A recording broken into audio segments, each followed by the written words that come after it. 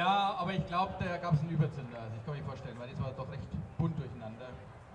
Ich glaube, die zwischendrin, die sollte eigentlich zum Schluss kommen. Aber trotzdem, man kann sich vorstellen, ein schönes, tolles Teil.